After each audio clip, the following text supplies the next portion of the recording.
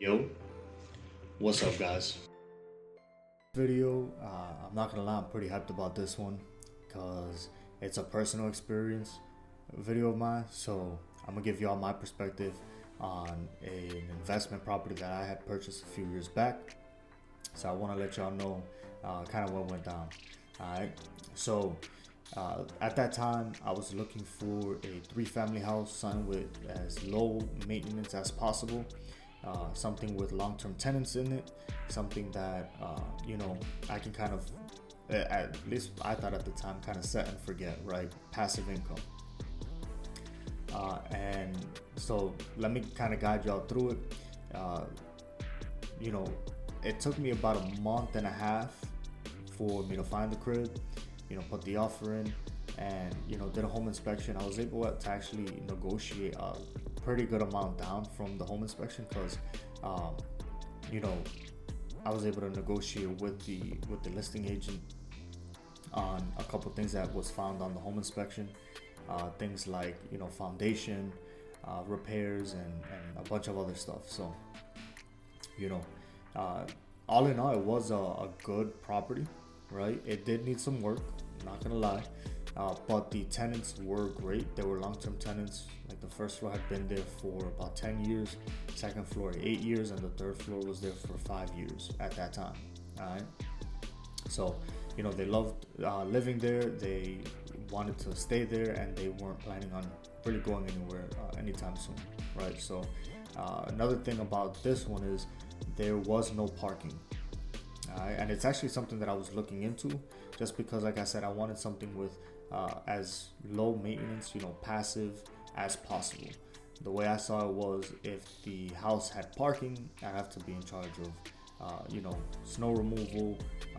If any cars were parked there, uh, towing. I didn't want to have to deal with any of that. I wanted as least maintenance as possible. So, on top of that, it was my first experience as an owner dealing with, housing and that type of stuff. Annual inspections, random inspections, compliance inspections, and all that type of stuff. I had helped people out as a realtor, kind of navigate through that type of stuff. But as an owner, it was a first. So it was a pretty cool to see that side of things as a personal owner, and going through that motion. So it was definitely kind of eye opening. All right.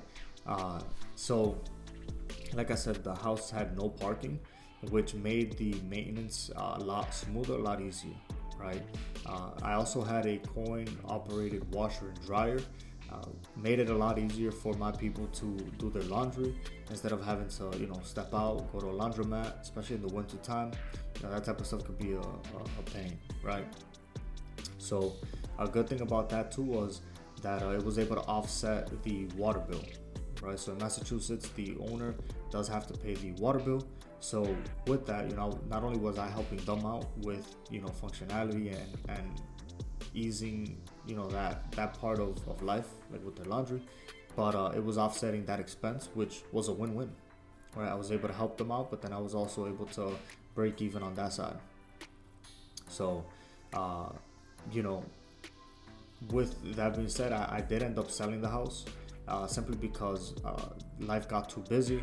The amount of maintenance that was required, going to the home inspection or to the housing inspections, getting repairs done and a bunch of other stuff, it got to be too time consuming. So I did end up selling the house, right?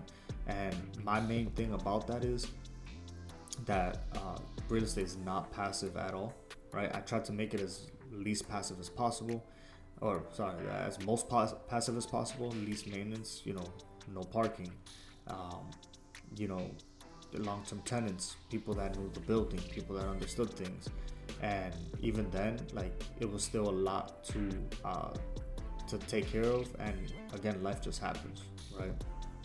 So, guys, whoever tells you that real estate is passive income, it doesn't matter how you have things like lined up. You can have a property management company, you can have people working for you. At the end of the day, you still have to direct them, and you still have to tell them what to do.